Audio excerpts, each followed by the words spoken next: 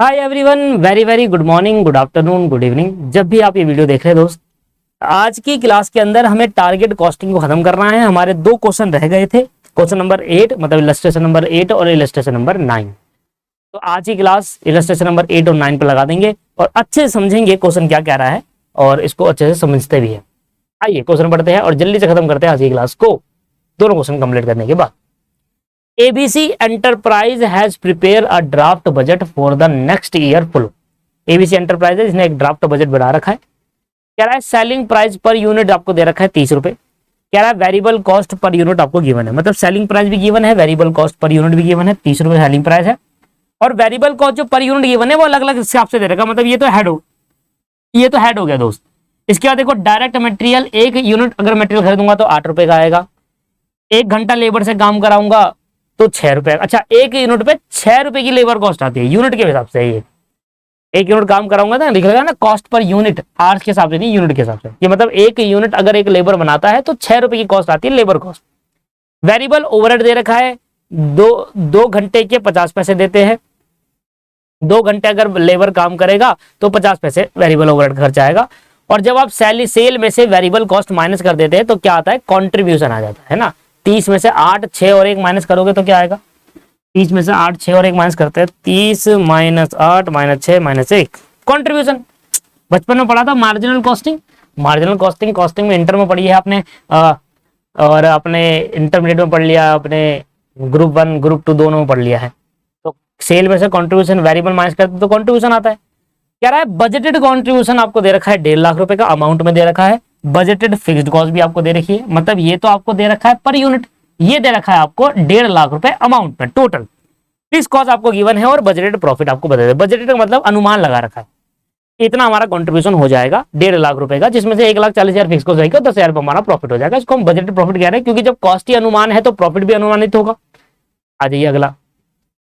The board of director is dissatisfied with the budget. Board of director जो आपने budget बना रखा है ना, टोटल आपके कंट्रीब्यूशन 1.5 लाख का, इसमें से 1,40,000 फिक्स है, 10,000 का बजट प्रॉफिट। तो बोर्ड ऑफ डायरेक्टर डिससेटिस्फाई हो गए इस बजट को देखकर and ask a working part to come up with an alternate budget. और बोर्ड ऑफ डायरेक्टर कह रहे हैं कि भैया एक अल्टरनेट बजट बनाओ जिससे हमारा प्रॉफिट का जो टारगेट है वो हायर हो पहले से। देखना बजट प्रॉफिट कितना है, सिर्फ 10,000 रुपए। इतनी सारी मेहनत करने के बाद प्रॉफिट आपके पास 10,000 कमाने के लिए। तो डायरेक्टर कह रहा है नहीं भैया, 10,000 रुपए में क्या होगा, आप कुछ नया बजट लेकर आओ, एक अल्टरनेटिव बजट लेकर आओ जिसमें हमारा प्रॉफिट टारगेट जो हो वो हायर हो। ऐसा कह रहा है हमारा बोर्ड ऑफ डायरेक्टर। ओके, समझ में आई चीजें। The company party report back with he following suggestion that will lead to budget of 25,000 रुपए। कंपनी कह रही है पहले हमारा बजटेड प्रॉफिट था 10,000 रुपए का, अब कंपनी कह रही है कि यार आप ऐसा करो, कोशिश करो कि आप अपना बजट प्रॉफिट 25,000 तक करो। ये आपका टारगेट हो गया, मतलब एक तरीके से बजटेड प्रॉफिट एक टारगेट आपको मिल गया, 25,000 पे आपको बजट प्रॉफिट बनाना है, लीड करना है। कंपनी शुड स्पेंड 28,500 रुपए on advertisement and a target sale of 32 रुपए पर यूनिट। कंपनी कह रही है पहले हम सेल करते थे 30 रुपए पर यूनिट जब कोई भी एडवर्टाइजमेंट नहीं कराते थे। अगर हम अभी एडवर्टाइजमेंट कराए 28,500 रुपए की तो हमारी कहीं ना कहीं सेल बढ़ेगी, बिल्कुल। तो हमने सेल बढ़ाने के लिए हमने क्या करा, एडवर्टाइजमेंट कराई, लोगों को पता चला तो हमने पर यूनिट सेल 30 की जगह 32 कर दी। अब एक यूनिट 30 का नहीं 32 की बेचेंगे। It is expected that the sale volume will rise in speed of the price to the 12,000 unit. Sale volume भी बढ़ गया, पहले कम सेल वॉल्यूम था और अब 12,000 बढ़ गया है, मतलब इंक्रीज हो गया, 12,000 यूनिट हो गया। In order to achieve the extra production capacity, अब जितना सेल यूनिट बढ़ाओगे सेल वॉल्यूम बढ़ेगा। आपने एडवर्टाइजमेंट करी, लोगों को पता चला, वो खरीदने आपके पास आए, एक unit per unit sale price तो बढ़ाया है, बाकी सेल वॉल्यूम भी बढ़ गई, लोगों ने ज्यादा खरीदने लगे। अब ज्यादा खरीदने लगेंगे लोग तो ज्यादा प्रोडक्शन भी तो करना होगा। तो उसी के बारे में कह रहा है in order to achieve the extra production capacity however the workforce must be able to reduce the time taken to make each unit of the product. कह रहा है अगर प्रोडक्शन कैपेसिटी इंक्रीज करना है तो जो हमारे वर्कर है, जो वर्कफोर्स है मतलब लेबर है, उनको एक यूनिट बनाने में जितना समय लगता था उससे कम लगे, तभी हमारी कैपेसिटी इंक्रीज होगी। पहले वो 1 घंटे में 5 यूनिट बनाते थे, अब वो 1 घंटे में वही 5 यूनिट बनाने के लिए अब कम घंटे लगा रहे हैं। मतलब पहले सुनो, ऐसे समझो कि पहले हमारे लेबर क्या करते थे, लेट्स सपोज एक एग्जांपल है कि एक यूनिट 1 घंटे में 1 घंटा काम करते थे तो वो 10 यूनिट बनाते थे, लेट्स सपोज। और अगर उसको लेबर कैपेसिटी को इंक्रीज करना है तो वही 10 यूनिट में अब वो बना रहे हैं 40 मिनट में। मतलब पहले 60 मिनट लगते थे एक 10 यूनिट बनाने में, अब 40 मिनट में बन जाती है 10 यूनिट। इसको लेबर कैपेसिटी को इंक्रीज कर देना, इसको ऐप से करके लेबर। तो वही कह रहा है जो टाइम टेकन है ना उसको रिड्यूस करना होगा। पहले 1 घंटे एक 10 यूनिट बनाने के लिए 60 मिनट लगते थे, आज वही 10 यूनिट बनाने के लिए 40 मिनट लगेंगे, तभी ये रिड्यूस करना पड़ेगा। मतलब टाइम टेकन यूनिट बनाने में उसको रिड्यूस करना होगा, इससे हमारी प्रोडक्शन कैपेसिटी इंक्रीज हो जाएगी। To make each unit of the product, बिल्कुल जो टाइम टेकन एक प्रोडक्ट को लिया जा रहा है, एक प्रोडक्ट को बनाने में जो टाइम लिया जा रहा है उसको रिड्यूस करना पड़ेगा। जो भी वर्कफोर्स है उसको मस्ट लिखा है, क्योंकि इसके बिना तो काम हो ही नहीं पाएगा। It proposed to offer a pay and production deal, productivity deal in which the wage rate per hour increased to 4 रुपए। और हमने कहा कि यार अब हम लेबर से कहेंगे कि भाई लेबर, अब भाई पहले बहुत आराम से काम करते थे, अब तेज काम करना है आपको, हाथ तेज चलाने, तो कह रहा भाई मैं तो ऐसे ही कराऊंगा, मेरा क्या फायदा है इसके अंदर। तो लेबर को मोटिवेट करने के लिए भी उनका वेज रेट बढ़ा दिया गया, 4 रुपए कर दिया गया, इंक्रीज टू 4 रुपए कर दिया गया। Early rate of variable overhead will unaffected, जो 50 पैसे वेरिएबल ओवरहेड था ऊपर, जैसे कि 2 घंटे काम कर रहा था तो 50 पैसे पर आवर था, वो अनअफेक्टेड, उसको कोई चेंज नहीं करा, पर वेज रेट बढ़ा दिया गया, जिससे वर्कर मोटिवेट हुए और वो एक यूनिट को बनाने में पहले 10 घंटे लगाते थे तो अब कम लगाएंगे। मतलब लेट्स सपोज एग्जांपल ये कह रहा है असर्टेन करो target labour time required to achieve the target profit. कह रहा है असर्टेन करो टारगेट लेबर टाइम, कितना समय लेते हैं एक लेबर उस टारगेट प्रॉफिट को अचीव करने के लिए। ये आपके पास पूरा क्वेश्चन है। तो हमें टारगेट प्रॉफिट अचीव करना है तो उसके लिए हमारे लेबर कितना समय लेंगे। कौन समझ में आया? अभी आया, जितना मैंने आपको पढ़ाया वो सारा आपको समझ में आ गया, क्योंकि मैं बहुत स्लो पढ़ाता, ऐसी थोड़ी ना इतना स्लो पढ़ाते हैं आपको। अगर आप स्पीड से देख रहे हो तो वो बात अलग है, पर मैं आपको बहुत स्लोली पढ़ा रहा हूँ क्वेश्चन को। इतना क्वेश्चन समझ में आया? एक बार क्वेश्चन को आप दोबारा एक बार पढ़ लेंगे, अपनी बुक खोलकर एक बार क्वेश्चन को एक झलक मार लेंगे, उसके बाद मैं स्टार्ट करा रहा हूँ ये वाला क्वेश्चन। तो एक नजर आपने मान ली है, अच्छे से देख लिया है। आइए मैं इस क्वेश्चन को समझाता हूँ। पहले मैं आपको क्वेश्चन में बताता हूँ कि क्वेश्चन में पूछा क्या गया है। कह रहा है 25,000 रुपए का टारगेट प्रॉफिट अचीव करने के लिए हमें टोटल कितने घंटे लगेंगे। समझ में आया? इसको मैं लिख दूं, how much time is required, how much time is required to achieve target profit. Target profit को अचीव करने में कितना टाइम लगेगा, कितना टाइम की नीड हमें है टारगेट प्रॉफिट को अचीव करने में, राइट।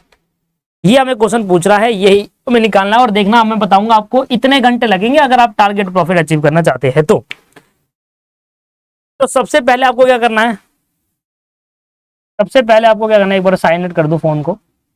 हाँ, सबसे पहले क्या करना है हमें, देखिए हमारा टारगेट प्रॉफिट कितना है, मैं इसको 2 पार्ट में बांट देता हूं। सबसे पहले हमारा टारगेट प्रॉफिट कितना है, सर हमारा टारगेट प्रॉफिट है 25,000 रुपए, है ना, ये हमें अचीव करना है। अब इसको अचीव करने के लिए मुझे कितने घंटे लगेंगे वो निकालना है मेरे क्वेश्चन में, यही क्वेश्चन पूछ रहा है। कौन समझ में आया ना क्या पूछ रहा है? इस 25,000 के टारगेट प्रॉफिट को अचीव करने के लिए मुझे कितने टाइम की रिक्वायर्ड है भैया, कितना टाइम मुझे काम करना पड़ेगा। अच्छा मुझे बताओ, टारगेट प्रॉफिट में अगर मैं फिक्स्ड कॉस्ट ऐड कर दूं तो क्या मेरा कंट्रीब्यूशन आ जाएगा? सिंपल सा है, याद करो, सेल माइनस वेरिएबल कॉस्ट आ जाता है कंट्रीब्यूशन, कंट्रीब्यूशन में माइनस करते हैं फिक्स्ड कॉस्ट तो आ जाता है प्रॉफिट। यही होता है ना। मैं आपको एक और बार दिखाता हूं क्या होता है formula, sale minus variable cost, तो क्या आता है सर, सेल और वेरिएबल कॉस्ट को माइनस करने पर सर कंट्रीब्यूशन आता है, और कंट्रीब्यूशन में से फिक्स कॉस्ट माइनस कर दूंगा तो क्या आ जाएगा सर, प्रॉफिट आ जाएगा। अब मुझे बताओ, अगर मुझे कंट्रीब्यूशन निकालना हो तो फिक्स कॉस्ट को उधर भेजना पड़ेगा, तो प्रॉफिट प्लस फिक्स कॉस्ट बराबर कंट्रीब्यूशन। क्लियर है? तो मुझे कंट्रीब्यूशन चाहिए, तो मैंने कहा फिक्स कॉस्ट आप ऐड कर दीजिए। अब आपकी फिक्स कॉस्ट क्या है, एक फिक्स तो आपको क्वेश्चन में बता ही रखिए, फिक्स तो फिक्स है, यूनिट बढ़ाने घटाने में चेंज नहीं होती। देखो बजटेड फिक्स कॉस्ट 1,40,000 रुपए, और याद करो आपने 28,500 का एडवर्टाइजमेंट कराया था, तो आपकी फिक्स कॉस्ट 2 है, एक बजटेड वाली और एक आपने एडवर्टाइजमेंट जो कराया वो भी तो एक तरीके की फीस है भाई। एडवर्टाइजमेंट कराओगे तभी तो आपका सेल यूनिट 30 से 32 हुआ, तो टोटल आपका कितना खर्चा हुआ, 1,40,000 रुपए की तो आपकी फिक्स कॉस्ट हुई। और 28,500 रुपए का आपका बजट एडवर्टाइजमेंट कराया। अब अगर मैं प्रॉफिट में फिक्स कॉस्ट जोड़ दूंगा तो मेरा आ जाएगा कंट्रीब्यूशन। मेरा क्या आ जाएगा सर? कंट्रीब्यूशन आ जाएगा। ये समझ में आया नहीं आया? सिंपल सी कहानी है, मैंने कोई बड़ी बात तो आपको सिखाई है ही नहीं। मैंने तो सिंपल जो आप बचपन में सीखते हुए आए हो, बचपन इन द सेंस कि आप इंटरमीडिएट में जो आपने सीखा था वही मैंने आपको बताया। मैंने आपसे कहा कि देखिए कंट्रीब्यूशन में जब फिक्स कॉस्ट माइनस करते हैं तो प्रॉफिट आ जाता है, तो अगर मुझे कंट्रीब्यूशन निकालना है तो क्या करना होगा? प्रॉफिट में फिक्स कॉस्ट ऐड करना होगा। वही मैंने करा, तो फिक्स कॉस्ट प्रॉफिट में ऐड करके मैंने कंट्रीब्यूशन निकाला। कितना आया जी? 1,40,000 रुपए। 1,40,000 प्लस 25,000 और प्लस 28,500, ये आ गया 1,93,500। इतनी कहानी आपको समझ में आ गई? अब मुझे बताओ कितनी, ये आपका कंट्रीब्यूशन आ गया, इसको बंद कर दो, कंट्रीब्यूशन आपको आ गया। अब मुझे बताओ सेल वॉल्यूम कितनी थी आपकी, आपने कितना सेल करना है। अगर आपने 12,000 यूनिट बेचना है, आपको बोला था ना कि 12,000 यूनिट की सेल होगी, सेल वॉल्यूम बड़ी है अप टू 12,000 यूनिट, होगी पहले कम, पर 12,000 यूनिट अब बिकेगा क्योंकि आपने एडवर्टाइजमेंट कराया, इससे 12,000 यूनिट बिकेगी। मुझे पता है कि मेरी कितनी वॉल्यूम है जो मुझे प्रोड्यूस करनी है, बेचनी है, और उस पर मुझे कितना कॉन्ट्रीब्यूशन, तो मुझे कॉन्ट्रीब्यूशन पर यूनिट निकल जाएगा क्या सर? अगर मैं कॉन्ट्रीब्यूशन पर यूनिट निकालना चाहूं तो निकल सकता है। हाँ जी सर, कॉन्ट्रीब्यूशन पर यूनिट कितना आएगा? आप कहोगे सर टोटल 1,93,500 का कॉन्ट्रीब्यूशन है, कितनी यूनिट को बेचकर? 12,000 यूनिट को बेचकर। तो एक यूनिट पे कितना कॉन्ट्रीब्यूशन हो जाएगा? डिवाइड बाय 12,000 कर देंगे तो 16.125। तो हर एक यूनिट को बेचने पर आपको हर एक 12,000 में यूनिट में से हर एक यूनिट को बेचने पर आपको 16.125 का कॉन्ट्रीब्यूशन होगा पर यूनिट। 16.125 का कॉन्ट्रीब्यूशन होगा पर यूनिट। क्लियर है?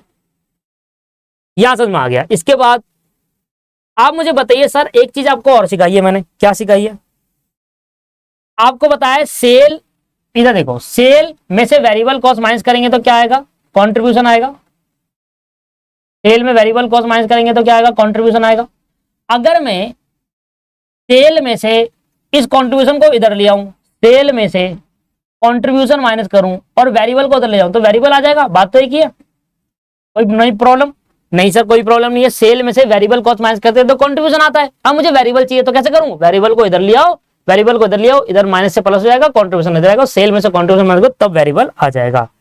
वेरिएबल क्यों ला रहा हूं सर? वेरिएबल लाने का रीजन क्या है? रीजन ये है कि सर लेबर कॉस्ट एक वेरिएबल होती है। लेबर कॉस्ट क्या होती है? वेरिएबल। तो मुझे बताओ, मैं यहां पर लिख रहा हूं सेल पर यूनिट। एक यूनिट की सेल आप कितने की करते हो? अभी आपने देखा कि एडवर्टाइजमेंट कराने पे सेल यूनिट बढ़ गई थी, है ना? 32 रुपए पर यूनिट की आप सेल करते हो एक यूनिट को, लेस। और हर यूनिट पे बेचने में कंट्रीब्यूशन पर यूनिट कितना आ रहा है सर? कंट्रीब्यूशन पर यूनिट कितना आ रहा है हर एक यूनिट पे? 16.125 माइनस कर दूंगा तो क्या आ जाएगी सर? सेल में से कंट्रीब्यूशन माइनस करोगे तो वेरिएबल कॉस्ट पर यूनिट आ जाएगी आपकी। अब variable cost per unit, variable cost per unit आ जाएगी आपकी। बहुत सिंपल क्वेश्चन है ये, हम का बड़ा बना रखा है। 32 में से 16.125 माइनस करेंगे तो हम कहेंगे वेरिएबल कॉस्ट आपकी 15.875, ये आपकी वेरिएबल। अब आपको पता है वेरिएबल कॉस्ट पर यूनिट के अंदर क्या क्या चीजें जुड़ी हुई है सर? इसके अंदर 3 चीजें जुड़ी हुई है। कौन कौन सी? मैं आपको ये बनाना नहीं है, मैं आपको सिखा रहा हूं, ये आपको बनाना नहीं है, ठीक है ना? आपको उतारना नहीं है। एक तो डायरेक्ट मटेरियल के वेरिएबल कॉस्ट, एक डायरेक्ट लेबर का, और एक वेरिएबल ओवरहेड। 3 चीज से मिलकर बनता है वेरिएबल कॉस्ट पर यूनिट। मैं नहीं बोल रहा, ऐसा क्वेश्चन कह रहा है, देखो ना क्या है ये वेरिएबल कॉस्ट पर यूनिट। ये देख रहा ना, वेरिएबल कॉस्ट पर यूनिट में क्या क्या जुड़ा हुआ है? एक तो ये जुड़ा हुआ है, एक ये और एक ये, इसके बाद ये तो आया था कंट्रीब्यूशन। अब वो कह रहा है कि देखिए डायरेक्ट मटेरियल जो 8 रुपए है, अगर मैं ये हटा दूं, अगर डायरेक्ट मटेरियल ये जो 8 रुपए है अगर मैं इसमें से हटा दूं, अगर मैं कह रहा हूं ये वेरिएबल कॉस्ट जो है 15.875, ये 3 चीज से मिलकर बना है। अगर मैं इसे डायरेक्ट मटेरियल हटा दूं, इसमें से डायरेक्ट मटेरियल वाली कॉस्ट हटा तो बाकी बच्चा कुछ ये होगा, राइट? समझ में आया? कोई प्रॉब्लम तो नहीं है? तो यहां से मैं क्या कर रहा हूं? माइनस कर रहा हूं डायरेक्ट मटेरियल पर यूनिट। मैंने यहां से direct material per unit minus करा जो कि मेरी थी 8 रुपए की कॉस्ट। अब मैंने यहां से माइनस कर दिया। अब जो मेरी कॉस्ट आई ये 2 चीज से जुड़ी हुई है। इस कॉस्ट में 2 चीज, क्योंकि इस वाले में 3 चीज जुड़ी हुई थी, direct material, direct labour, variable overhead. अब डायरेक्ट मटेरियल मैंने हटा दिया, अब जो आएगा अमाउंट इसमें 2 चीज जुड़ी होगी, एक डायरेक्ट लेबर और एक वेरिएबल ओवरहेड। तो मैं कहूंगा ये आ गया direct labour plus variable overhead cost per unit. Per unit आइए कितना सर, 15 में से 8 माइनस कर देंगे तो 7.875, 7.875। तो मैं कहूंगा कि जो मेरी direct labour cost per unit और variable over cost per unit दोनों को जोड़कर 7.875 आएगी। यहां तक क्लियर है आपका पूरा सोल्यूशन? सर ये क्लियर हो गया। अब आ जाइए। अब आपसे कह रहा था कि कितने घंटे लगेंगे वो 25,000 के टारगेट प्रॉफिट को अचीव करने के लिए। कितने घंटे हमें चाहिए 25,000 के टारगेट प्रॉफिट को अचीव करने के लिए, मुझे नहीं पता। तो जो चीज मुझे नहीं पता उसको लेट करेंगे X. Let the labour time required, let the labour time be X. Let the labour time be X. मुझे नहीं पता था कितने घंटे लगेंगे एक टारगेट प्रॉफिट को अचीव करने में, बट मैंने कहा कि यार मुझे नहीं पता। मैंने कहा लेबर कितने घंटे काम कर रहा है यही तो निकालना है। एक लेबर को कितने घंटे काम कराऊं जिससे मेरा टारगेट प्रॉफिट अचीव हो जाए, ये निकालना है। तो मैंने लेबर को कितने घंटे काम कराना नहीं पता। मैंने कहा चलो कोई बात नहीं, आपको ये चीज नहीं पता तो आपने क्या करा, लेबर टाइम को आपने एक्स मान लिया। अब एक बात बताओ, अगर आपका लेबर टाइम मतलब आवर्स ये टाइम है, ठीक है ना, इसको आपने एक्स मान लिया तो आपका डायरेक्ट लेबर कितना आ जाएगा, डायरेक्ट लेबर कॉस्ट कितनी आ जाएगी, एक्स आर इंटू रेट पर आर, है ना। आर इंटू रेट पर आर आ जाएगी। आर मेरा है एक्स, एक्स घंटे काम करता है एक लेबर, और एक घंटे के लेबर को कितने देता हूं। क्वेश्चन में कह रहा था लेबर का रेट, वेज रेट बढ़ाया था, लेबर का रेट इंक्रीज करके 4 रुपए कर दिया गया है। वेज रेट पर आर, यहां क्या लिखा हुआ है, वेज रेट पर आर। अब बच्चा समझता है, स्टूडेंट समझता है, यहां तो 6 था, डायरेक्ट लेबर कितना था 6 था, और वहां 4 है, कहां बढ़ा है ये, पर यही तो वो गलती करता है, यही वो गलती करता है। समझ में आ रहा है? आप ऊपर देखोगे तो वहां लिखा है डायरेक्ट लेबर 6 और यहां लिखा है 4। ये तो कह रहा है इंक्रीज करा है, वो तो इंक्रीज हुआ ही नहीं, वो तो और कम हो गया। नहीं सर, यहां जो वेज रेट दिया है वो आर दे रखा है, एक घंटे के 4 रुपए देता हूं, वो तो 6 रुपए है ना, वो है कि एक यूनिट बनाने में 6 रुपए की कॉस्ट आती है। वो यूनिट के बेसिस पर कॉस्ट दे रही है लेबर कॉस्ट, कि अगर एक यूनिट बनाएंगे, एक यूनिट अगर बनाते हैं तो 6 रुपए की लेबर कॉस्ट आती है। वहां यूनिट है, एक यूनिट बनाने में 6 रुपए की लेबर कॉस्ट, उससे मतलब नहीं है हमें, वो तो 6 रुपए की यूनिट के हिसाब से है, उससे इसको कंपेयर क्यों करेंगे, क्योंकि एक कॉस्ट आपको यूनिट के बेसिस पर दे रही है मेजरमेंट, एक आपको आवर्स के बेसिस पर, कंपेरेबल है ही नहीं। ठीक है, या तो आप वो 6 रुपए जो कॉस्ट है एक यूनिट बनाना, उसको आर में कन्वर्ट करो, इतना कौन दिमाग लगाएगा, सिंपल सी चीज है। एक घंटे अगर लेबर काम करेगा तो 4 रुपए उसकी कॉस्ट देगी, मतलब 4 रुपए उसको देंगे, एक घंटे के 4 रुपए दिए जाएंगे। ठीक है जी, ये हमें बताया ये इंक्रीज है, तो होगा भाई इंक्रीज, क्योंकि वहां पर आपको यूनिट दे रखा है। तो 6 को और 4 को कंपेरिजन मत करना, क्योंकि वो यूनिट की कॉस्ट है और ये आवर्स की कॉस्ट है। तो मैं कहा लेबर कॉस्ट कितनी आ गई मेरी, 4x आ गई। अब मुझे बताओ वेरिएबल ओवरहेड क्या कह रहा था, वेरिएबल ओवरहेड के बारे में कह रहा है वेरिएबल ओवरहेड जितने घंटे भी होंगे, जितने घंटे के वेरिएबल ओवरहेड होंगे उसमें आपको रेट पर आवर से मल्टीप्लाई करना, ये तो ठीक है, बट वो अनचेंज्ड है, एक्स घंटे काम करा और 0.50, तो याद आएगा 0.50x। वेरिएबल ओवरहेड के बारे में क्या बोल रहा था क्वेश्चन, सर क्वेश्चन कह रहा था कि the hourly rate for variable overhead will be unaffected, और ऊपर पता क्या दे रखा था, आवरली रेट ही दे रखा था, 2 घंटे 50 पैसे के हिसाब से, 2 घंटे काम करेंगे 2.5 रुपए के 50 पैसे के हिसाब से 1 रुपया मिलेगा उस लेबर को, वेरिएबल ओवरहेड की कॉस्ट आएगी 1 रुपया। तो ये ऑटोमेटिकली जो वेरिएबल ओवरहेड दे रखा पीछे आर में दे रखा था, इसलिए मैंने कहा अनअफेक्टेड है, कोई चेंज नहीं हुआ। तो ये अब मैं कह रहा हूं अकॉर्डिंग टू क्वेश्चन हमें क्या बताया गया था, हमें बताया गया था जो भाई डायरेक्ट लेबर है ना, जो हमारा डायरेक्ट लेबर है और प्लस जो वेरिएबल ओवरहेड है, इन दोनों को मिलाकर, अभी मैंने आपको बताया डायरेक्ट लेबर और वेरिएबल ओवरहेड दोनों को मिलाकर मेरी कॉस्ट क्या आती है, 7.875 की कॉस्ट आती है, 7.875 की कॉस्ट आती है। ठीक है, डायरेक्ट लेबर अभी मैंने निकाला 4x, वेरिएबल ओवरहेड मेरा निकाला 0.50x और इजिकल टू 7.875, 4 और आधा कितना हो जाएगा 4.5, तो 4.5x इजिकल टू 7.875। ठीक है, x की वैल्यू निकाल लो यहां पर, 7.875 डिवाइड बाय 4.5, 7.875 डिवाइड बाय 4.5, यह आ जाएगा x की value 1.75।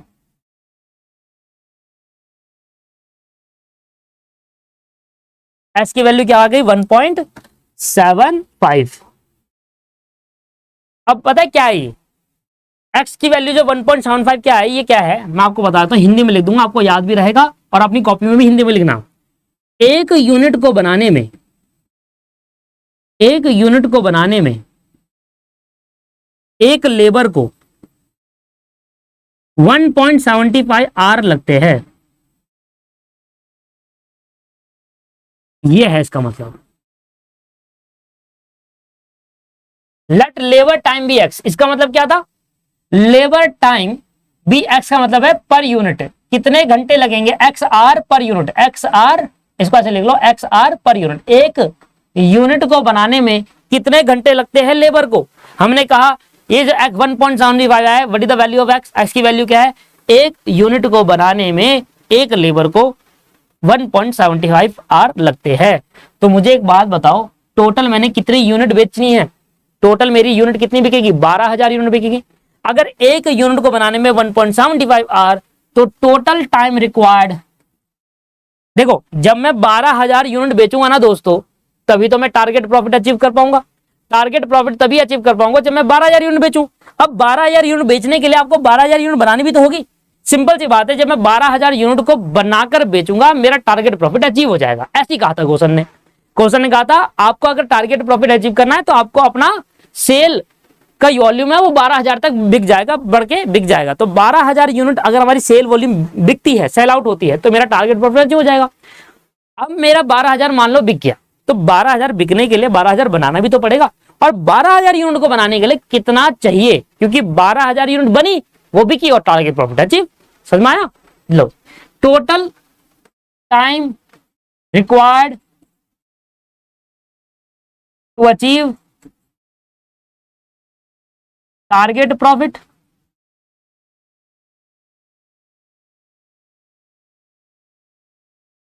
Total time required to achieve target profit. Sir कैसे भाई, मैंने कहा 12,000 यूनिट बनाकर बेचूंगा, पर एक यूनिट बनाने में 1.75 आर लगेंगे, तो 12,000 में कितना लगेंगे, तो 12,000 यूनिट बनाने में 21,000 घंटे लगेंगे। तो मतलब लेबर को 21,000 घंटे काम करना होगा, जिससे वो 12,000 यूनिट बनाएंगे, और जब इनको बेचूंगा तो टारगेट प्रॉफिट अचीव हो जाएगा। क्वेश्चन में यही पूछा गया था। कितने सरल तरीके से मैंने आपको ये क्वेश्चन समझा दिया है, मुझे लगता नहीं है कि आपको इस क्वेश्चन में प्रॉब्लम आएगी। सही है, सिंपल है। सबसे पहले हमने ये देखा, और देखिए आप एक बार क्वेश्चन करके इसको याद नहीं कर पाएंगे। ये चीजें क्या होती है, कॉस्टिंग है दोस्त, कॉस्टिंग ना प्रैक्टिस से होती है। मैं आप सभी से कहूंगा कि जैसे जैसे मैं चीजें करा रहा हूं वैसे वैसे उनको बार बार प्रैक्टिस करते रहिए। अगर वीडियो थोड़ी लेट आ रही है तो उसका मतलब ये नहीं कि आपको स्टॉप हो जाना है। जो एक चैप्टर करा चुका उसका प्रैक्टिस कर लीजिए, एटलीस्ट 2 बार कर लीजिए, 3 बार कर लीजिए, टाइम तो यूटिलाइज कर लीजिए ना उस चीज में, ठीक है ना। तो कोशिश करिए कि प्रैक्टिस ज्यादा से ज्यादा हो, क्योंकि अगर आप इन सब की कम कम प्रैक्टिस करेंगे तो फिर बात नहीं बनेगी, आपको चीजें समझ नहीं आएगी, इन एग्जाम पेपर में आप भूल जाओगे। अगर आप स्टडी मटेरियल एग्जाम में करके जाएंगे आप 100% एग्जामिनेशन स्कोर कर पाएंगे, ये तो मेरी गारंटी है। इस ओनली स्टडी मैट पर के जाएंगे तब भी 60+ नंबर आ सकते हैं, बट कंडीशन ये है कि एक क्वेश्चन कम से कम 3 से 4 बार कराओ स्टडी मैट का। अब स्टूडेंट स्टडी मैट को एक क्वेश्चन को ही एक ही बार करते हैं और सोचते हैं कि चलो मैं एग्जाम देने चले जाता हूं क्योंकि कोर्स तो मैंने कर लिया है, बट नहीं, एक क्वेश्चन एक बार करने से नहीं आती, चीजें भूल जाओगे आप, ये भूल जाओगे कब क्या क्या निकालना है। अगर यही क्वेश्चन अभी 4 बार आपने कर दिया ना, आप नहीं बोलोगे पेपर तक, आपको याद रहेगा अच्छा ये क्वेश्चन ऐसे ऐसे स्टेप में होगा। तो बाकी आपकी मर्जी, आप समझदार है, इंटरमीडिएट आपने क्रॉस कर लिया है, आपको पता है पढ़ाई कैसे करनी है, बाकी आप तो बेटर समझते हैं चीजों को। आइए अगला क्वेश्चन कराता हूं, लास्ट क्वेश्चन, टारगेट कॉस्टिंग खत्म। एक बार आंसर चेक कर ले, 21,000 घंटे, क्लियर है। अब आ जाओ जरा इस पे,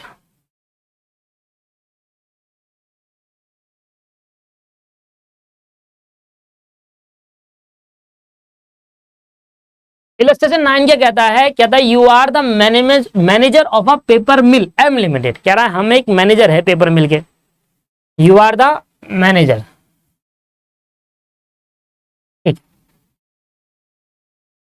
कह रहा है you are the manager of a paper mill M limited and have recently come across a particular type of paper. आप एक एम लिमिटेड पेपर मिल है जो, उसके मैनेजर हो, और have recently come across a particular types of paper, आप एक किसी पर्टिकुलर टाइप्स ऑफ पेपर के लिए लेकर मार्केट में आए। And which is being sold at a subsequently lower rate by another company ABC limited. आपकी जो कंपनी है वो एक पेपर मार्केट में सोल्ड करती है, जो एबीसी लिमिटेड कंपनी है दूसरी उससे लोअर प्राइस में सोल्ड कर रही है, ये अपनी बातें बता रहा है। Then the price change by our mill, अच्छा subsequently lower rate by the another company, then the price charge by the our mill. अच्छा, ये वही कह रहा है कि एबीसी लिमिटेड जो कंपनी है जिस प्राइस पे सोल आउट करती है वो पेपर, उससे कम प्राइस में हमारी मिल सोल आउट करती है वो पेपर को। ठीक, the value chain for one of the ton of such paper ABC limited is as follow. Value chain क्या है? एबीसी लिमिटेड क्या करता है, पहले मर्चेंट को देखता है, होलसेलर को, प्रिंटर को देता है, फिर कस्टमर को बिकता है वो। ABC limited sell this particular paper to the merchant at a rate of 1466 per ton. ये कह रहा है ये तरीके से बेचता है एबीसी लिमिटेड। एबीसी लिमिटेड पहले मर्चेंट को देता है, फिर मर्चेंट प्रिंटर्स को देते हैं, प्रिंटर जिसके पास होता है, और जो जैसे फोटोकॉपी वाले दुकानदार या होलसेलर मान लो, उसके बाद कस्टमर पे पहुंच जाता है। पर एबीसी लिमिटेड मर्चेंट को देता है 1466 रुपए एक टन के, उससे चार्ज करता है मर्चेंट को। एबीसी लिमिटेड इसमें पे करता है freight which is amount to be 30 rupees per ton, भेजने का खर्चा पे करता है फ्रेट। एबीसी लिमिटेड मर्चेंट को भेजेगा टन के हिसाब से, टन के हिसाब से उतना पैसा चार्ज करेगा, पर उसकी कॉस्ट भी इंक्लूड होती है इसमें, 30 रुपए पर टन के हिसाब से फ्रेट चार्जेस इंक्लूड होते हैं। Average return and allowances amount to 4% of sale approximately equal to 60 rupees per ton. कह रहा है कि एवरेज रिटर्न और allowances amounting to 4% of sale, कह रहा है जितनी भी आप सेल करोगे उसका 4% का हमारा रिटर्न होगा, एवरेज रिटर्न। लगभग एवरेज उन्होंने वैल्यू लिया, और ये अप्रोक्सीमेटली बनता है एक टन पे 60 रुपए हम कमा लेंगे, ऐसा कह रहा है, ये रिटर्न हमारे को आएगा। The value chain of your company, अब हमारी कंपनी की बात हो रही है, अभी तक एबीसी की बात कर रहे थे, अब हमारी company. The value chain of your company through which the paper reach the ultimate customer is similar to ABC limited. कह रहा है कि जैसे एबीसी लिमिटेड का वैल्यू चेन था ना, वैल्यू चेन थी, कैसे कैसे दे रहा था, पहले मर्चेंट को दे रहा, प्रिंटर है, ऐसी आपका है। However, your mill does not sell directly to the merchant. ओहो, दोबारा पढ़ो। The value chain of your company through which the paper reach the ultimate customer is similar to the ABC Limited. क्या था? हाँ, कह रहा है एबीसी लिमिटेड जिस तरीके से कस्टमर पे पहुंचाता है, आपका भी प्रोडक्ट भी कस्टमर पे पहुंचेगा, पर आप मर्चेंट को नहीं बेचोगे। आप किसको बेचोगे?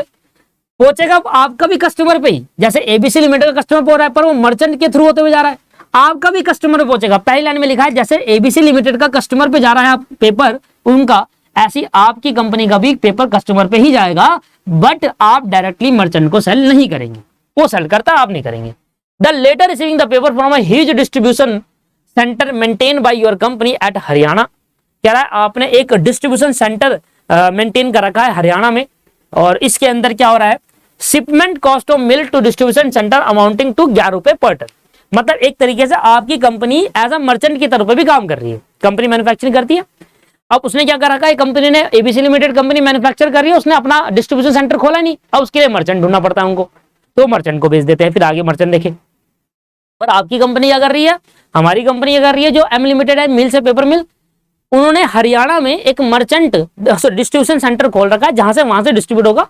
अब हमारी कंपनी की जो मिल है, वहां से डिस्ट्रीब्यूशन सेंटर तक पहुंचाने तक, पेपर पहुंचाने तक जो कॉस्ट आती है वो है 11 रुपए पर टन, जबकि उसकी आती थी 30 रुपए पर टन। ओके, मर्चेंट तक पहुंचाने के लिए, हमारे लिए डिस्ट्रीब्यूशन सेंटर तक पहुंचाने के लिए। While the operating cost is distribution centre have been estimated to, और डिस्ट्रीब्यूशन सेंटर जो हमारा ही है उसको ऑपरेट करने में 25 रुपए पर टन की कॉस्ट इंकर्ड होती है। अच्छा ठीक है सर, तो मतलब देखा पूरी कहानी में आप समझ रहे हो क्या हो रहा है। एबीसी लिमिटेड मर्चेंट को बेच देता है, उसके बाकी फर्दर कोई काम नहीं है, वो अपना मर्चेंट को बेचकर छुट्टी कर देता है, वो अपने बनाता है, मर्चेंट को बेच देता है।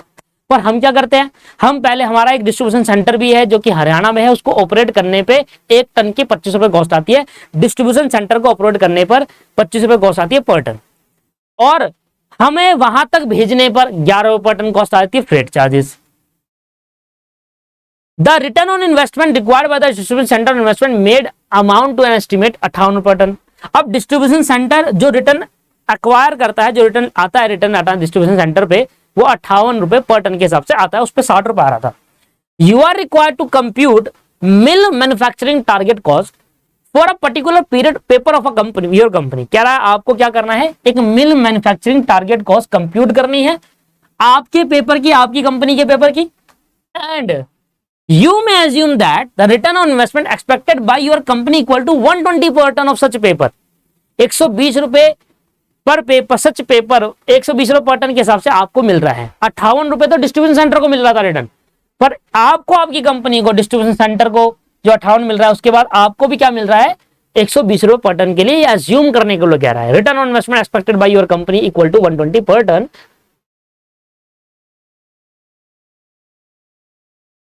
ठीक है, the return on investment required by the distribution centre for the investment made amounting investment 58%, ये अलग है और वो अलग है। ये तो आंसर है। चलो अभी मैंने आपको जितना बताया उतना आपको कुछ नहीं करना, बस जितना मैंने आपको पढ़ाया उतना इनफ है। मैं पूरा क्वेश्चन आपको दोबारा समझाता हूं, आपको पता है एक ही बार में क्वेश्चन समझ नहीं आता, क्योंकि बड़े क्वेश्चन है, एक बार में समझ नहीं आएगा, दोबारा समझाऊंगा। आइए तो इस क्वेश्चन को करा कैसे जाएंगे, बड़ा सिंपल वे प्रोसीजर है। देखिए पहले मैं आपको चीजों को दोबारा समझा देता हूं। एबीसी लिमिटेड क्या करती है और हमारी कंपनी क्या करती है। एबीसी लिमिटेड क्या करती है, ये अपना मर्चेंट को बेच देती है, ठीक है ना। तो पहले क्वेश्चन की समरी समझो ढंग से। एबीसी लिमिटेड मर्चेंट को बेच देती है, कितना का बेचती है सर 1466 का बेच देती है। पर बेसिकली इसको बेचने के लिए जब एबीसी लिमिटेड इतना का बेचती है तो इसको बेचने पर एबीसी लिमिटेड का खर्चा भी होता है, भेजने का मतलब फ्रेट का खर्चा होता है, फ्रेट एक्सपेंस होता है कितने का सर 30 रुपए का।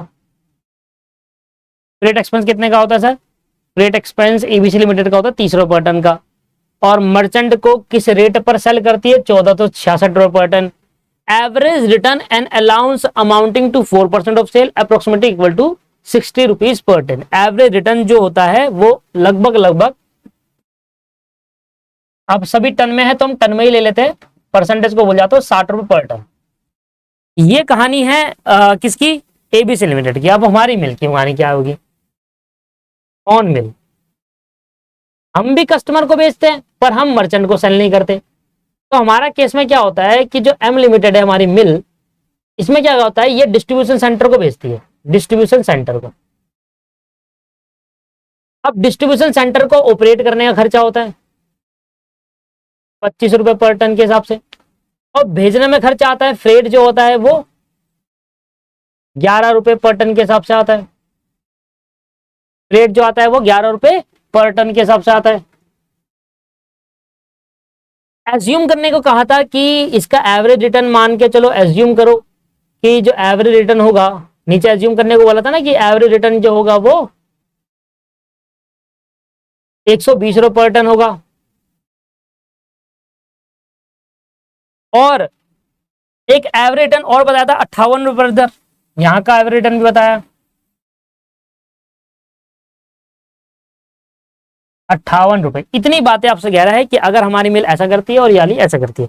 पर सबसे इंपॉर्टेंट चीज कि हमारी मिल ने एक्चुअल में जो टन बेचा है वो कितने का बेचा ये नहीं पता। बताओ, इधर तो क्या करता है एबीसी लिमिटेड, मर्चेंट को बेचता है 1466 रुपए का, मतलब एक टन कितने का बेचता है 1466 रुपए का। हमने कहा लिखा है, हमारे यहाँ प्रॉफिट गिवन है, डिस्ट्रीब्यूशन सेंटर का प्रॉफिट गिवन है, पर ये नहीं बता रखा कि एक टन कितने का बेचते हैं, डिस्ट्रीब्यूशन सेंटर कितने का बेचता है एक टन, ये नहीं बता रखा। हमारी मिल ने कितनी सेल करी ये नहीं बताया, क्योंकि जब सेल गिवन नहीं होगा कि सिंपल सी बात है, सेल पता होगी, सेल में से सारी कॉस्ट हटा दूंगा तो प्रॉफिट आ जाएगा, और सेल में से सारा प्रॉफिट हटा दूंगा तो कॉस्ट आ जाएगा। तो इन एंड सबसे पहले मुझे निकालना है कि हमारी मिल ने कितने रुपए की सेल करी है, और सेल में से जितना भी प्रॉफिट है वो हटा दूंगा, और कॉस्ट जो होगी वो हटा देंगे, तो बन जाएगी सर जितना ही पार्ट बन जाएगा, और टारगेट कॉस्ट बन जाएगा कि भाई टारगेट कॉस्टिंग तो निकालनी है हमें।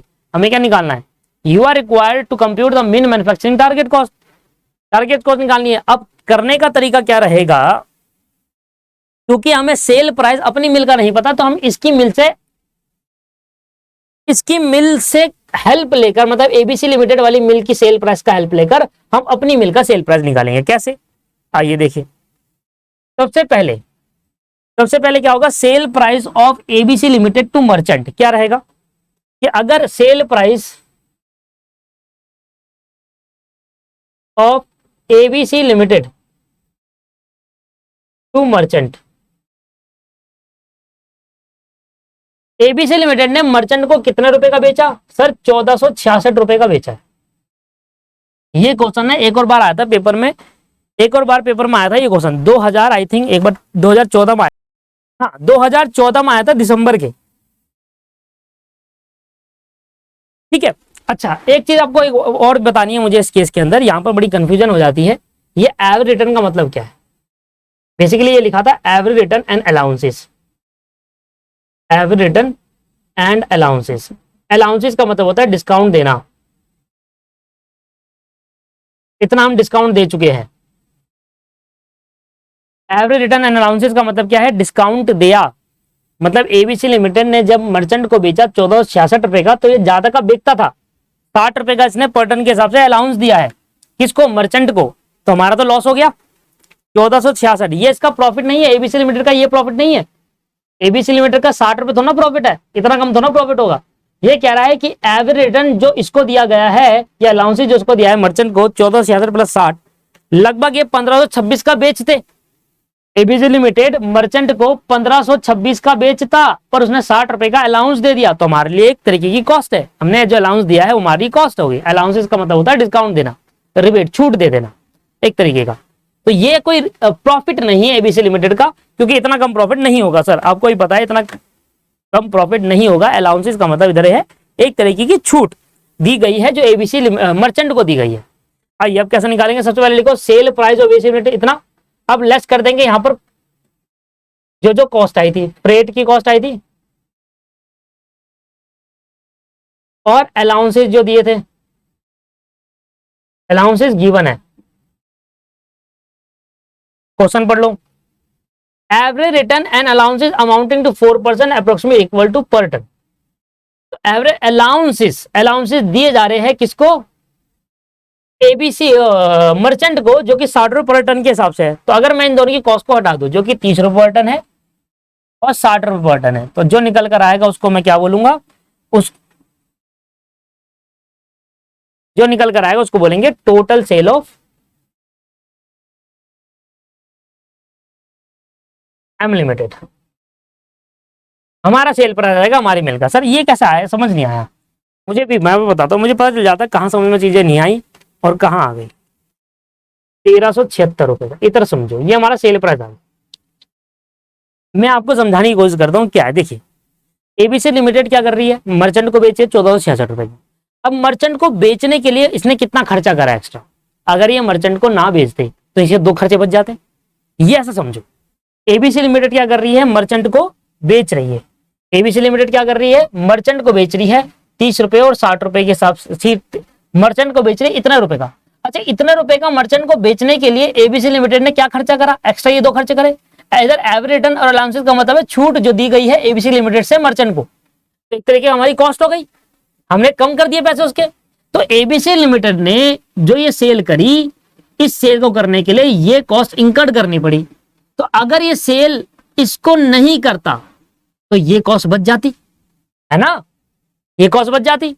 तो मैं कह रहा हूं कि अगर ये इतने रुपए की जो सेल करी, अगर इसमें से ये वाली सेल नहीं, इसको सेल नहीं करता, मर्चेंट को सेल नहीं करता, तो हमारी ये 2 कॉस्ट बच जाती। एक तो भेजने की कॉस्ट बच जाती, एक उसको छूट देने की कॉस्ट बच जाती। तो अगर मैं कहूं कि ये अगर मर्चेंट को नहीं बेचता, जो कि हमारी मिल ने करा, हमारी मिल ने मर्चेंट को नहीं बेचा, और अगर हमारी मिल मर्चेंट को बेचती तो हमें भी ये वाली 2 कॉस्ट आती सेम। क्योंकि अल्टीमेटली क्या कह रहा था, जैसा एबीसी लिमिटेड करती है वैसा हम भी करते हैं, बस हम हमारे में और इसमें फर्क यह है कि हम मर्चेंट को नहीं बेचते, वो मर्चेंट को बेचते हैं। अगर हम भी मर्चेंट को बेचते तो हम इतने में बेच देते, क्योंकि सेम पेपर यूज करते हैं हम भी। भाई आपकी एबीसी कंपनी है, मेरी पेपर मिल वाली कंपनी है। चलो मान लो आपकी एम लिमिटेड है, मतलब आप पेपर मिल वाली कंपनी है आपकी जो एम लिमिटेड है, और मेरी एबीसी लिमिटेड है। अगर मैं मर्चेंट को बेच रहा हूं तो मर्चेंट को बेचने के लिए मैंने एक्स्ट्रा कितना खर्चा करा? इतना खर्चा करा। तो ये क्या मेरा सेल प्राइस में इंक्लूड है? तो कॉस्ट है, ये एक्स्ट्रा कॉस्ट इंक्लूड हुई इसको बेचने के लिए। अगर मैं इसको ना बेचूं तो इतने का बिक जाएगा, ये है। और आपने क्या करा? आपने मर्चेंट को नहीं बेचा। अगर आप मर्चेंट को बेचते तो इतने का बेचते, क्योंकि ये कॉस्ट भी तो इसके अंदर इंक्लूड ही करते। ऐसे समझो। देखो वैसे तो मैं 10 रुपए का बेचता हूं कोई प्रोडक्ट, एक पेन वैसे तो मैं 10 रुपए का बेचता हूं, पर एक कस्टमर मेरे पास आया, उसने कहा कि भाई मुझे ना एक चीज, मान लो कोई प्रोडक्ट है, मान लो एक टीवी है, मान लो एसी है, एसी। वैसे तो अगर कोई मेरी दुकान पर आकर एसी खरीदेगा तो मैं उसको 20,000 रुपए का दूंगा। एक कस्टमर मेरे पास आता है और कहता है कि भाई ये एसी को मेरे घर तक डिलीवर करो। मैंने कहा कहाँ है आपका घर? वो कह रहा है ये एसी मेरा घर है, दिल्ली में दुकान है मेरी मान लो, और मुंबई में मेरा घर है, वहां डिलीवर कर दो। मैंने कहा भाई इतने में तो भेजने में 5 लाख खर्चा आ जाएगा। कह रहा कोई बात नहीं। तो मुझे बताओ अब मैं एसी 20,000 का बेचूंगा या 25 का बेचूंगा उसको? ऑब्वियस ही बात है मैं एसी 25 का बेचूंगा, क्योंकि जो कस्टमर आया वो मुंबई का है। वो कह रहा भाई मुझे भेजो, मेरे घर पे भेजो। मैंने कहा ठीक है भाई 25,000 पे सेल प्राइस है, इसके अंदर 5,000 जोड़ दिया मैंने भेजने का। तो वैसा मेरा प्राइस क्या होगा? 20,000 ना। अब समझ में आया कि अगर मैं मर्चेंट को ना बेचूं, मर्चेंट को बेचने पे एक्स्ट्रा ये खर्चा होगा ना दोस्त। मर्चेंट को बेचने में अगर मैं इसको नहीं बेचता तो इतने का बेचता मैं नॉर्मली, है ना। कोई मेरे पेपर मिल में आकर लेके तो मैं इतना का लेता, कह रहा मेरे घर तक पहुंचाओ, तो उसको भेजने में खर्चा, उसको छोड़ दी हो। तो ये वाली चीज है दोस्तों। वैसे मैं एसी 20,000 का बेचता हूं, अगर कोई मेरे यहाँ आकर खरीदेगा तो, पर कहेगा मेरे घर आकर डिलीवर करो, तो डिलीवर चार्ज उसकी सेल प्राइस में जोड़ दूंगा। तो मैं वही कह रहा हूं कि मर्चेंट को जो आपने भेजा था 1466 रुपए का, इसमें आपने 30 रुपए एक्स्ट्रा खर्च करे और 60 रुपए की आपने उसको अलाउंसेस दे दिया, छूट दे दी। तो मुझे बताओ अगर आप इसको नहीं बेचते तो आप 1376 रुपए का सेलिंग प्राइस होता। और ऑन मिल जो एम लिमिटेड वाली कंपनी मिल थी, उसने क्या करा, उसने मर्चेंट को नहीं बेचा, तो उसके ये दोनों पैसे बच गए। अगर वो मर्चेंट को बेचता तो ये दोनों जोड़कर बेच देता, और अगर मर्चेंट को नहीं बेचा तो ये जो पैसे बच गए वो इतने में बेच देगा। तो इसलिए हमें पता चला कि हमने जो सेल मिल है, जो एम लिमिटेड है, पेपर मिल जो एम लिमिटेड वाली पेपर मिल है, उसने मर्चेंट को बेचा नहीं, तो उसका सेलिंग प्राइस ये हो जाएगा। अगर वो भी मर्चेंट को बेचता तो ये दोनों कॉस्ट में जोड़कर आगे दे देता। क्लियर है सर? समझ में आ गया यहां तक? चलिए दोस्तों बस यही समझना है, इसके बाद तो बचा नहीं है क्वेश्चन। हाँ जी, मैं कह रहा था बस यही समझना है। अगर आपने सेल प्राइस समझ लिया, इसके बाद तो क्वेश्चन ही खत्म हो गया, कुछ नहीं है क्वेश्चन के अंदर। मैं दोबारा समझाने की कोशिश करता हूं। ये अगर आपको समझ में आ गया तो उसके बाद कुछ नहीं है, बचा ही नहीं, क्वेश्चन खत्म है। उसके बाद देखिए, मेरी एबीसी लिमिटेड है, मैं किसी मर्चेंट को बेचता हूं और मर्चेंट को बेच रहा हूं 1466 रुपए का। उसको बेचने पर मेरी दो कॉस्ट इंकर्ड हो रही है, एक अलाउंस कॉस्ट इंकर्ड हो रही है जो उसको मैं अलाउंसेस दे रहा हूं, और एक मेरी भेजने का खर्चा हो रहा है। अगर मैं उसको ना बेचूं तो मैं इतने का बेच दूंगा किसी दूसरे पर्सन को, है ना। कोई मेरे पास आएगा भाई मेरे को सामान पेपर चाहिए, मैंने कहा इतने का दूंगा, कह रहा मेरे घर पहुंचाओ, मैंने कहा इतने का दूंगा, ये इतने कॉस्ट तो मेरी इंकर्ड हो जाएगी। समझ में आया? तो सेम ये हमारी कंपनी की सेल कैसे हो जाएगी? हमारी कंपनी की सेल इसलिए हो जाएगी क्योंकि हमारी कंपनी ने मर्चेंट को बेचा नहीं, और अगर मर्चेंट को बेचा नहीं, क्योंकि इसको बेचने में तो ये खर्चा हुआ है, अगर मैं इसको बेचूंगा नहीं तो मेरा कोई खर्चा होगा नहीं, तो मैं इतने की बेच दूंगा। समझ में? मेरा प्राइस कम हो गया। क्लियर हुआ या नहीं हुआ? मेरा प्राइस यहां पर कम हो गया, जो कि हमने क्या कहा था कि हमारा प्राइस एबीसी लिमिटेड से कम होगा, इसलिए क्योंकि हम मर्चेंट को नहीं बेच रहा और हमारा एक्स्ट्रा खर्चा नहीं हो रहा। आगे सेल। अब तो खत्म हो गया क्वेश्चन। ये लो, टारगेट कॉस्ट निकालने के लिए क्या करते हो? टारगेट कॉस्ट निकालने के लिए आप टारगेट सेलिंग प्राइस में से टारगेट प्रॉफिट खत्म कर देते हो, टारगेट कॉस्ट आ गई। तो बताओ टारगेट सेलिंग प्राइस आपका कितना है? Target selling price of on company, यार ऑन नहीं, एम लिमिटेड जो हमारी खुद की कंपनी है, हमने कहा भाई 1376 रुपया भी निकाला है हमने। अगर हम मर्चेंट को ना बेचकर इसको बेचे, क्योंकि हम मर्चेंट को नहीं बेच रहे, क्योंकि हमारा खुद का डिस्ट्रीब्यूशन सेंटर है, हम उसमें खरीद रखा है हमने, डिस्ट्रीब्यूशन सेंटर पे कॉस्ट इंकर्ड कर रहे हैं, हम उसके रेंट पे कर रहे हैं, वहां पर कॉस्ट आ रही है ऑपरेटिंग कॉस्ट को चलाने की। हम क्यों बेचे मर्चेंट को? हमारा डिस्ट्रीब्यूशन सेंटर आगे कस्टमर को बेचेगा।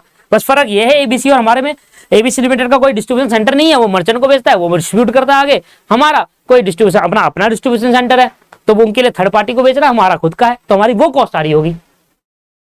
हमारा टारगेट सेलिंग प्राइस है पूरा कंपनी का, टारगेट सेलिंग प्राइस है 1376। इसमें हमारी टारगेट प्रॉफिट कितना है? हमें क्वेश्चन बताया था टारगेट प्रॉफिट आपको अचीव करना है, टारगेट प्रॉफिट आपको अचीव करना है सर 120 रुपए, 120 रुपए टारगेट प्रॉफिट अचीव करना है। अब हमारा पता जाएगा टारगेट कॉस्ट, आगे हमारा target cost of overall, target cost overall लिखना, ओवरऑल पूरी कंपनी का टारगेट कॉस्ट है, ऑफ किसका? एम लिमिटेड कंपनी का। कितना आएगा sir target cost M limited का? अब देश क्वेश्चन बचा ही नहीं कुछ, 1376 माइनस 120, 1256 रुपए आएगा। अब मुझे बताओ एम लिमिटेड में टोटल कॉस्ट आई, अब टारगेट टोटल जो टारगेट कॉस्ट है में दो कॉस्ट मिल रही है, बताओ कौन कौन सी? सर एक कॉस्ट आती है मैन्युफैक्चरिंग करने की, पेपर को मैन्युफैक्चरिंग, मिल मैन्युफैक्चरिंग कॉस्ट आएगी, मिल की मैन्युफैक्चरिंग कॉस्ट आएगी, और एक कॉस्ट इंकर्ड होगी डिस्ट्रीब्यूशन कॉस्ट, एक कॉस्ट इंकर्ड होगी डिस्ट्रीब्यूशन सेंटर की कॉस्ट, है ना भाई। तो डिस्ट्रीब्यूशन सेंटर भी तो हम ही चला रहे हैं, तो हमें क्वेश्चन में कौन सी वाली कॉस्ट पूछी है? टोटल पूछी है, इसकी पूछी है या इसकी पूछी है? देखो, एक टोटल एम लिमिटेड में टोटल कॉस्ट कहां पर इंकर्ड होती है? एक तो मैन्युफैक्चरिंग करने में और एक डिस्ट्रीब्यूशन सेंटर चलाने में। टोटल कॉस्ट पूछा है, सिर्फ मैन्युफैक्चरिंग की पूछी है, सिर्फ डिस्ट्रीब्यूशन की पूछी है, चेक कर लेते हैं क्वेश्चन के अंदर, आपको भी पता चल जाएगा। You are required to compute mill manufacturing target cost, मतलब ये पूछिए। तो अगर मैं इस वाली टोटल में से इसकी कॉस्ट हटा दूं तो ये आ जाएगी। अब इसकी कॉस्ट देखो, इसकी कॉस्ट के बारे में क्या बताया था कि भाई उसको ऑपरेट करने का खर्चा, और सुनो इसको ऑपरेट करने का खर्चा आता है, ऑपरेटिंग कॉस्ट इसमें आ जाती है 25 रुपए, फिर यहां तक भेजने की कॉस्ट आती है फ्रेट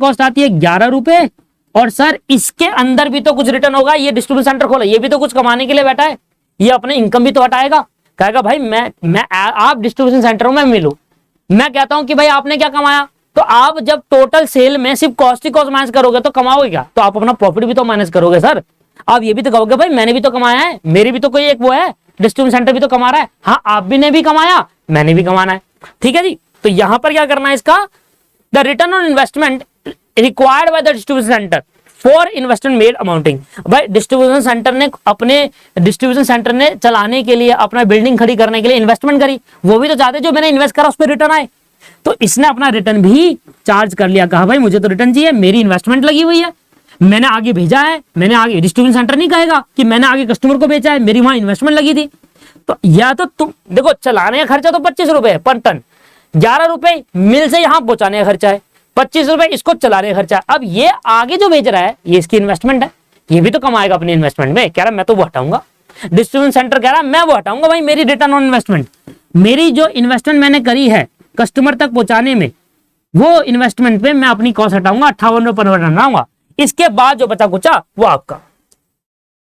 लो जी, तो यहां से मैं अगर जोड़ दूं तीनों को तो क्या आता है सर, 25 11 58, 25 11 और 58 94, तो 94 अगर मैं यहां से माइनस कर दूं तो जो अमाउंट निकल कर आएगा वो इसका आएगा, कितना आया सर 1256 माइनस 94, क्या आ गया 1162, ये है टारगेट कॉस्ट सिर्फ मिल की, ये है मिल की टारगेट कॉस्ट, ऐसे था बस सारा खेल, पता किस चीज का था, सारा खेल था सिर्फ और सिर्फ सेलिंग प्राइस बताने का, ये बात चल गया, ये समझ में आ गया। सेलिंग प्राइस में मैंने क्या करा, सेलिंग प्राइस में से सारा टारगेट प्रॉफिट हटाया जो मुझे क्वेश्चन में जंक्शन करने को बोला था, टारगेट कॉस्ट आया, अब ये कॉस्ट में दो चीज जुड़े होगी, एक मिल की, एक डिस्ट्रीब्यूशन की सारी कॉस्ट हटा दी, कॉस्ट जो इनकम थी वो, और जो उसने रिटर्न इन्वेस्टमेंट करा था डिस्ट्रीब्यूशन सेंटर ने उस पर रिटर्न कमाना चाहेगा वो सब हटा दिया, हटाने के बाद जो बच जाएगा वो हमारी इसकी टारगेट कॉस्ट रहेगी, मतलब एक मैन्युफैक्चरिंग पेपर को मैन्युफैक्चरिंग करने में इतने रुपए लग जाते हैं, मतलब 1162 रुपए पर टन लगता है, एक टन को बनाने में, एक टन पेपर बनाने में कितने लग जाते हैं, 1162 रुपए लग जाते हैं। आ जाइए जी आंसर देख, अब इनका आंसर तो अजीबोगरीब है, आया मेरा भी 1162 है, पर इनका आंसर मैं अलग ही दे रखा, देखो 1446 उसका सेलिंग प्राइस, तीनों ये देखो 120 रुपए यहाँ माइनस कर दिए, जो हमारा प्रॉफिट है वो माइनस कर दिया, इन्होंने थोड़ा डायरेक्ट कर दिया, इन्होंने क्या करा 1440 सेल प्राइस है, इसमें मैंने ये दोनों माइनस करा, तो फिर मैंने क्या करा, फिर मैंने बताया कि ये हमारी जो इन दोनों को माइनस करने के बाद जो आएगा वो हमारा खुद का सेलिंग प्राइस होगा, फिर अपना प्रॉफिट हटाया, फिर टारगेट आया, फिर उन दोनों की कॉस्ट हटा दी और फिर 58 रुपए रिटर्न हटा दिया, तो इन्होंने क्या करा डायरेक्ट कर दिया, इन्होंने वो तरीका शो करके नहीं दिखाया जो तरीका से मैंने बताया आपको।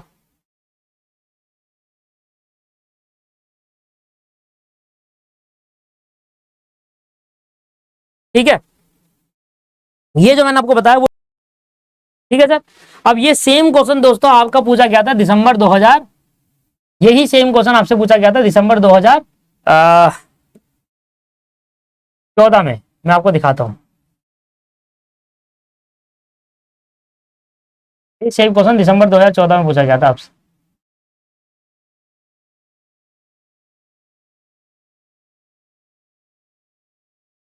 ऐसे में जल्दी आ जाएगा।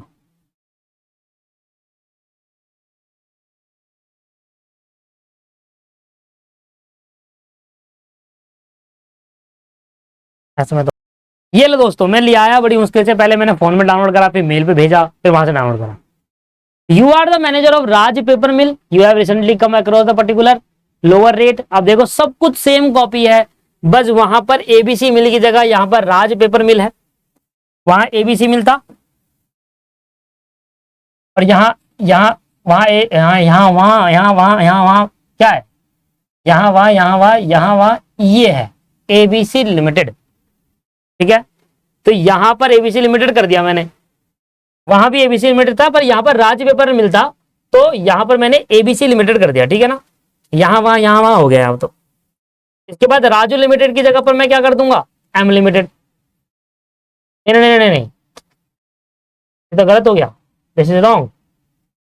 राज पेपर की जगह पर है एम लिमिटेड, हमारे जो क्वेश्चन करा, और राजू की जगह पर है एबीसी लिमिटेड। सब कुछ सेम है दोस्तों, कोई चेंज नहीं है। क्वेश्चन का देखो 4% सेल है, सब कुछ एज इट इज कॉपी कर दिया है, बस अमाउंट में चेंज कर दिया है। मैं आपको बता देता हूं, ये पेपर आपको करना चाहो एक बार फोटो खींच लो, सिर्फ एक बार फोटो खींच लो, एक बार स्क्रीनशॉट ले लो, ये रहा क्वेश्चन पूरा। एक मिनट रुक जाओ, और इसको थोड़ा और जूम कर, एक मिनट रुक जाओ भाई, एक मिनट रुक जाओ, एक ही बार आन दो पेपर में पूरा। अब ले लो स्क्रीनशॉट, पूरे क्वेश्चन का स्क्रीनशॉट लो, पढ़ो, आपका answer as it is same आएगा जो मैंने आपको बताया, जिस तरीके से मैंने बताया वैसे ही। बस देखेंगे आप इधर, तो ये जो क्या कहते हैं, ये है ना, ये देखो 220 दे रखा, वहां पर 120 दिया हुआ था, यहाँ 220 दिया हुआ है, तो आप स्क्रीनशॉट ले लिया। ठीक है जी, हमारे एग्जाम का है तरीका, आपको समझ में आ गया है। आंसर करने जा, आंसर दिखा देता हूं एक बार, मैच कर लीजिएगा, सिर्फ आंसर मैच करिएगा, आंसर ओनली आंसर। इसका आंसर आएगा 1562 रुपए, याद रखना। इसका आंसर कितना आएगा, 1562 रुपए, 1562 रुपए आएगा, याद रखिएगा। क्वेश्चन सॉल्व करना, कमेंट करके बता देना, अभी कर लो कृपया करके। और सेम स्टडी मैथ्स का क्वेश्चन है, उठा कर दे दिया, अभी कर लीजिए, आंसर बता दीजिएगा। कोई चेंज नहीं है, सिर्फ अमाउंट में डिफरेंस कर दिया, 100% कॉपी सेम है। ठीक है, कमेंट करके जरूर बताइएगा कि आपने करा या नहीं करा, आपका आंसर मैच हुआ या नहीं हुआ। धन्यवाद, चैप्टर खत्म, टारगेट कॉस्टिंग नेक्स्ट क्लास में मिलते हैं और नया चैप्टर के साथ। धन्यवाद, बाय बाय।